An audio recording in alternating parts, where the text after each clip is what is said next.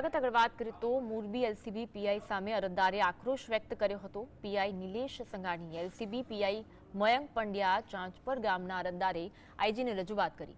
અરજદારે પીઆઈ સામે 2.5 વર્ષ પહેલા ખોટો જુગારનો કેસ કર્યો હોવાનો ગંભીર આક્ષેપ છે। અનેક રજૂઆત અને તમામ પુરાવા હોવા છતાં ન્યાય માટે 2.5 વર્ષથી લડી રહ્યા છે, પરંતુ હાલ કોઈ ન્યાય મળ્યો નથી। તાત્કાલિક ડિવિઝન પીઆઈ સામે પગલાં લેવાના બદલે તેમને એલસીબી પીઆઈ બનાવી દેવાતા અરજદારને પોલીસ પરથી ભરોસો ઉઠ્યો। મહત્વનું છે કે LCB PI Mayank Pandya staff સાથે આવ્યા અને ચા વેચતા વેપારીની રકાબીઓ તોડી નાખવાનો પ્રયાસ કર્યો હતો।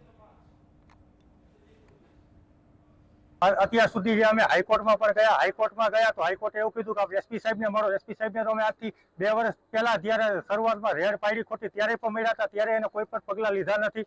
અને આજે આઈજી સાહેબને અમે રજૂઆત કરેલી 2 વર્ષ પહેલા, એને પણ આજથી 2 વર્ષ પહેલા પણ કોઈ પણ પગલાં લીધેલા નથી। એટલે ક્યાંક ને ક્યાંક એવું લાગે છે કે આમાં બધાની મિલીભગત હોય એવું લાગે છે અધિકારીને બચાવવા માટે। પીઆઈ પંડ્યા સાહેબ એલસીબી અત્યારે પીઆઈ તરીકે ફરજ બજાવે છે।